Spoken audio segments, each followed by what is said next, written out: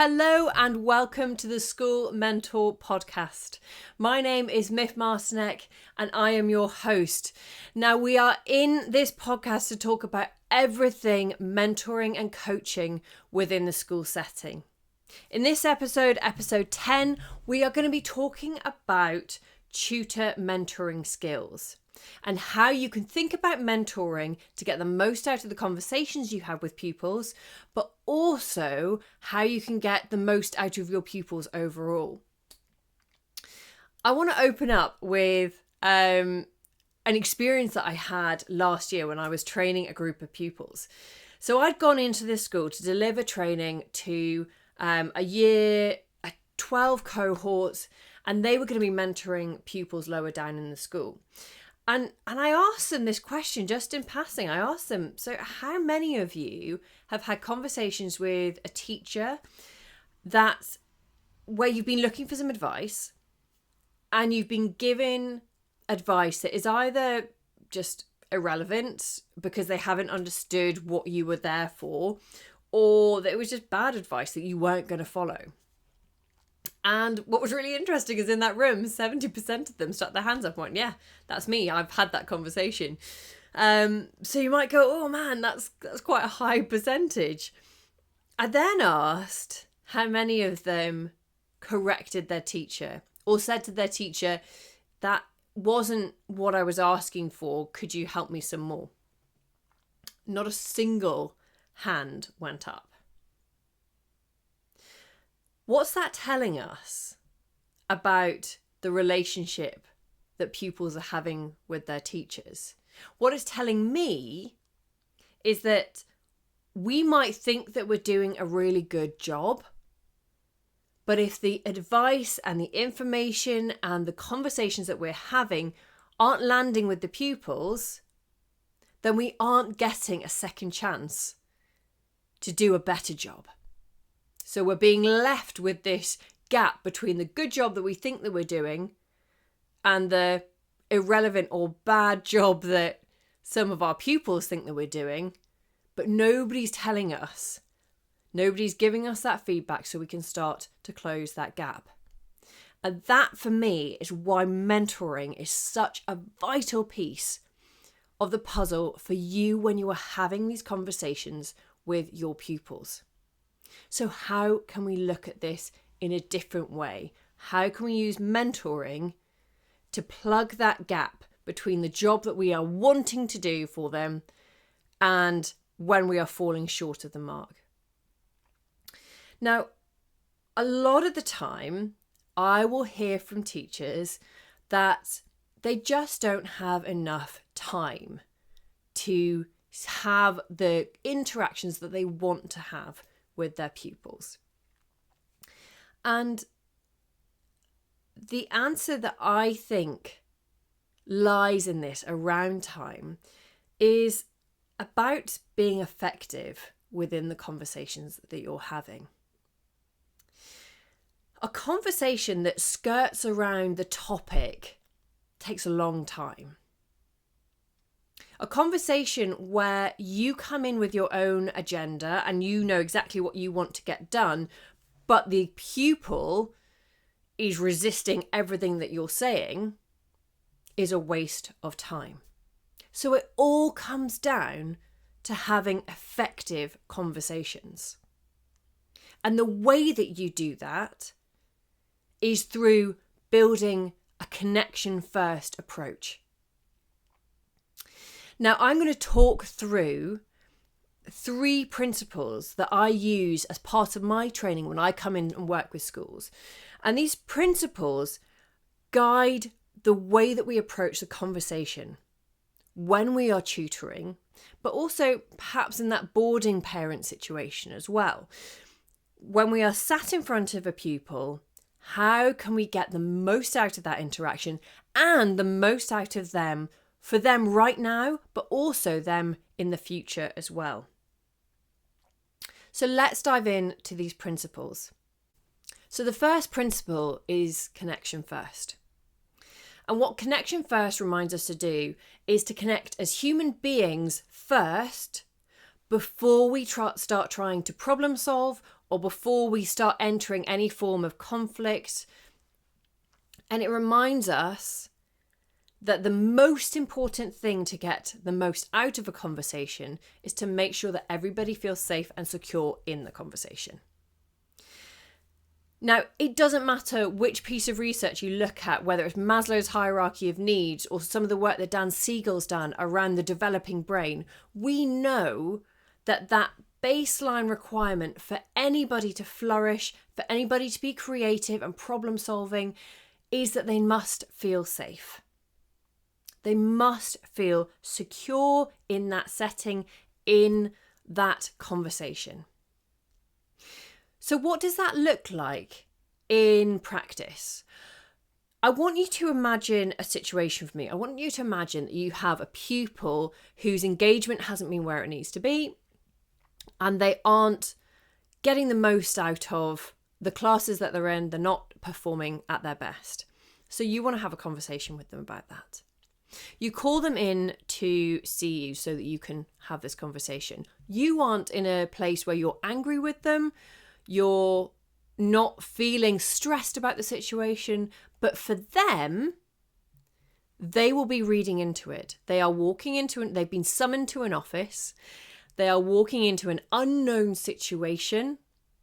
And what that will trigger is that automatic response of fight, flight, or freeze. They are uncertain, they don't feel safe, and so they will be reactive. So the worst thing that you can do when you have a person who is feeling reactive, even slightly reactive, is to go in heavily with your agenda. Well, here's what I think is going on. Here's where you could be improving. Because they aren't in a headspace that they can actually hear you. They aren't going to be coming up with any ideas or creativeness. They certainly won't be thinking, how could I behave differently next time around? They won't be in that headspace. So what you need to focus on first to get the most out of that conversation and the most out of that pupil is, how can I connect with them first? How can I make this feel safe for them? You might want to start before the meeting's even happened, is to say, I just want to check in with you. I just want to see how you're doing. Is it all right if we grab a conversation?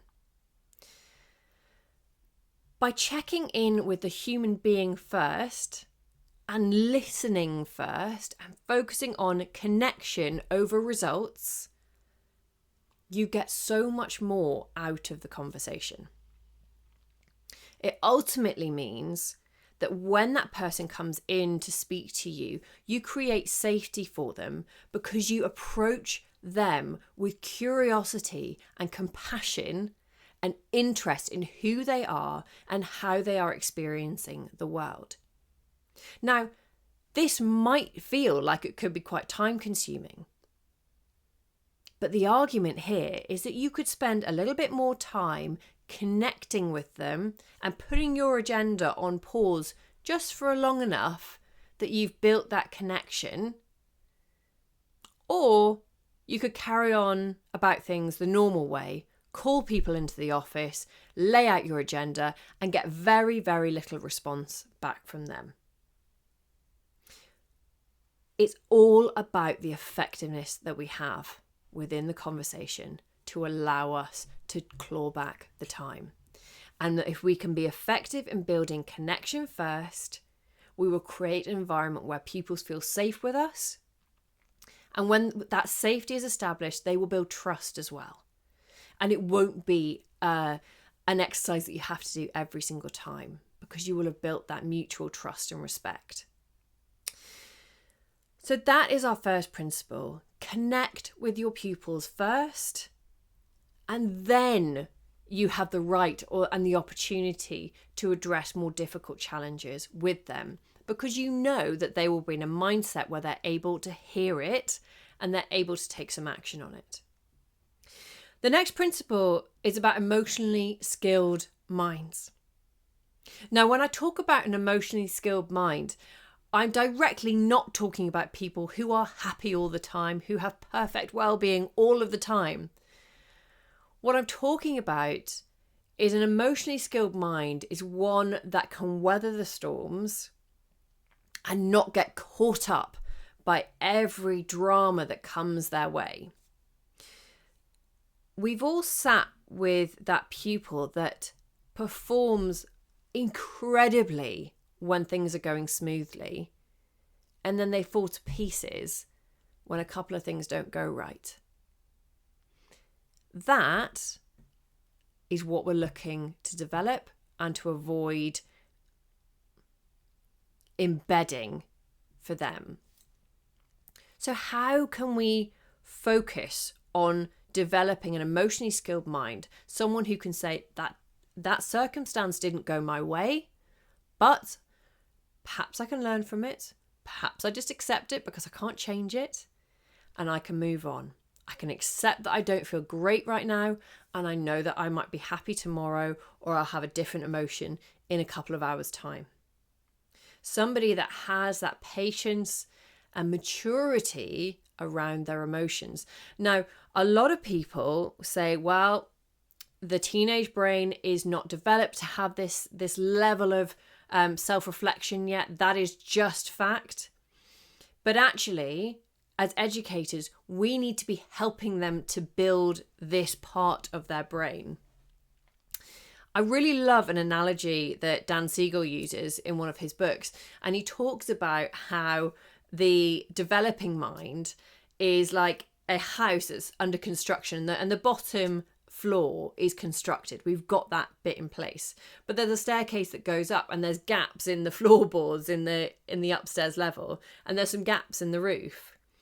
So it is there. The key structure is there, but the more that we practice going up, the more times we lay an extra plank here, some more bricks there, a little bit of insulation, we start to build that upstairs house. But it has to come from practice, and it has to come from working in that part of the brain, not just saying, well, it's not there yet, so we can't expect that.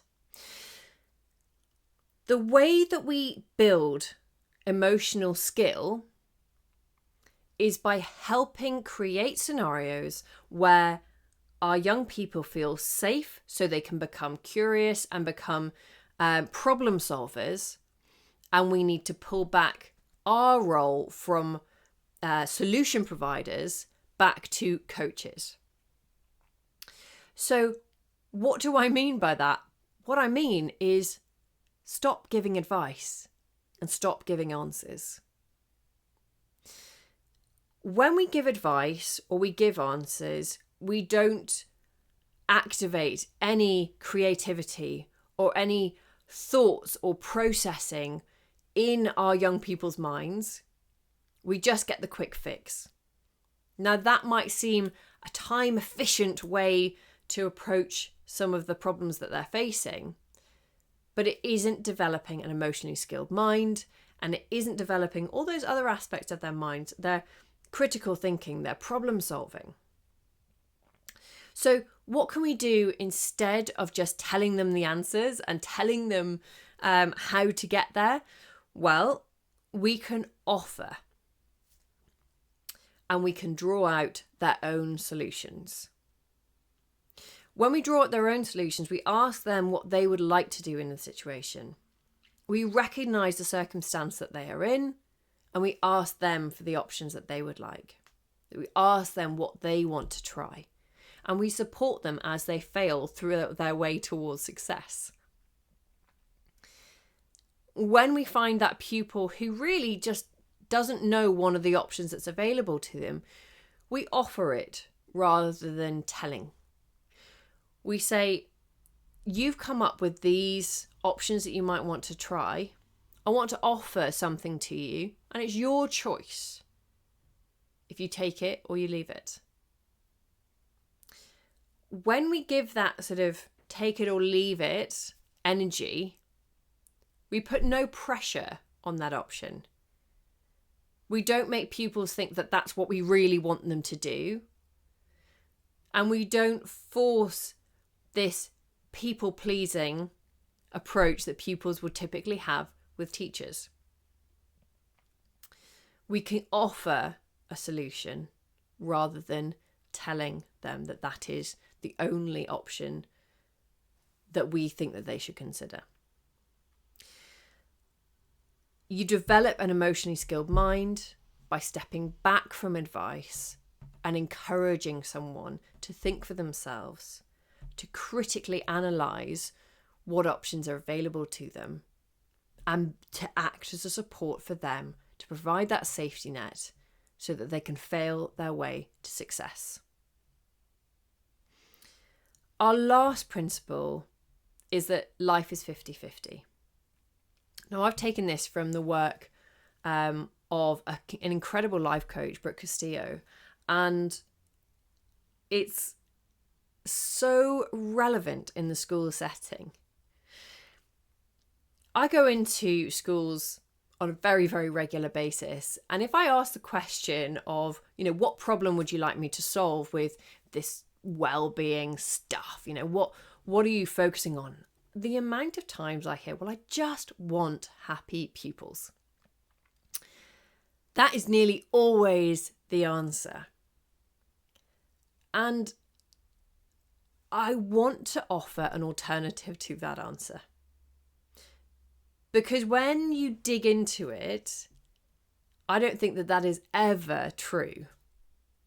Let me explain why. We want people to be happy because it tends to be easier for us. It's easier to be around young people who are happy and thriving. But actually, as educators, or as human beings ourselves, we know that life is not always happy.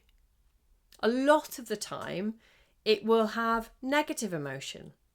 So whether it's 50-50, like I'm suggesting, or whether sometimes it's a bit worse and sometimes it's not quite as good, or vice versa, we need to stop educating our children that life should be good all of the time. It is just untrue. When we educate in that way, we do two things. We set ourselves up for failure. We set ourselves up to never succeed because we will never have children that are always happy. So we need to reset our expectations. Otherwise, we will just constantly fall short of them. But the other thing that we do is that we set the expectations of our children too high. Their own expectations should not be to be happy all of the time. Because they will leave school, they will leave this safe environment, and they will go out into the world and they will realise very quickly that lots of other people don't really care whether they're happy all of the time. It was only their teachers. It was only probably their parents that wanted that for them. So what I'd like to offer instead of this, let's get everyone happy all of the time, is to go back to that emotional skill piece and to start recognising the value of negative emotions. Now, a negative emotion can act as such a powerful signal that there's a need for change, a signal that we're out of our comfort zone and it's an opportunity for growth. It can act as a catalyst for change in a really powerful way. And it's an incredible tool that we have available to us as human beings to associate a negative emotion with something that's happened and to know, perhaps I want to avoid that in future. But if we get quite conscious about it, we can recognize when that was just a learning opportunity and we can move forward from it. So I want you to take this idea of 50-50 as being a hugely positive thing. That if our goal is to help our pupils experience 50% good emotions and 50% bad emotions, probably a lot of the middle ones are actually quite grey and quite neutral. Plenty of boredom, I'm sure. But But when we are focusing our minds on that rather than, oh, I just want happy pupils, then we stop being as disappointed when we don't have happy pupils all the time. And we start recognizing that those pupils who are in a bit of a funk or have dropped their focus, have dropped their engagement in the classroom, we recognize that opportunity that they have to learn something. And we recognize that that is an opportunity for us to learn how to improve and find lessons in those negative emotions. So these are 3 principles that I take into every training that I run for teachers, for tutors. And they really shape the backbone of everything, all of the skills and all of the tools that I then go on to share. Because what I want to be available to the teachers that I've worked with is for them to have a foundation to assess themselves from. When I look back at my week, have I focused on building connection with my pupils? How have I done there? What could I do differently to be better there? Have I remembered my role as a developer of emotional skill? Have I fulfilled that by pulling back from advice and stepping back from the anecdotes that I think will be useful and doing more listening and more development of their ideas? Have I facilitated that? And how could I tweak that for the week ahead? And have I looked at this through the framework of life being 50-50? Have I set my expectations realistically for my pupils and for my experience? Or have I set my expectations at, I just want my pupils to be happy all of the time, and so therefore I'm feeling a bit stressed and disappointed because I haven't hit that unrealistic goal? When we look at these principles, we can recognize the value of mentoring our pupils and of guiding them through our own behaviour and through role modelling this approach with them so that they can take it into their own lives as well. The value that a teacher can provide to a pupil can be immeasurable. It can be colossal if they give them skills and tools that they can take throughout life. There is such an opportunity here to shape the future leaders of our world, the people who will go on and shape our policies and shape the world that we know and undo some of the damage that's been done over the years to our planet. All of these amazing things that we want our young people to go on to do. This is our opportunity to set them up for that. So take a moment to reflect on these principles. And this might be a lovely opportunity for you to pause and look at how you're showing up in your workplace against these 3 principles. How am I measuring up? How am I offering that connection, developing those emotionally skilled minds, and offering that lens of 50-50, good emotions, bad emotions, and understanding the value and opportunity that lies within negative emotions? Nothing needs to be scary with negative emotions if we can frame it differently. I hope this has been valuable for you. Now, at the moment, I have got a waiting list available to schools that want to take this kind of an approach into their tutoring, into their boarding houses, into the interactions that their teachers are having with pupils, and possibly into the interactions they're having with one another. If it sounds like this is a fit for your school, then there is a waiting list available on the website that you can go ahead and sign up to. Have some time to reflect. Maybe discuss it with your peers. But this could be something that could start changing how you operate in school literally tomorrow. That is all I've got for you today. So thank you so much for choosing to spend this time with me. And by all means, please reach out to me. I would love to hear from you. But until then, until the next episode, it's goodbye from me. Take care. Thank you for tuning in to another episode of the School Mentor Podcast. We hope you're leaving today's episode feeling inspired to create a stronger, more connected school community. To access more resources, be sure to visit our website at this-is-me.uk.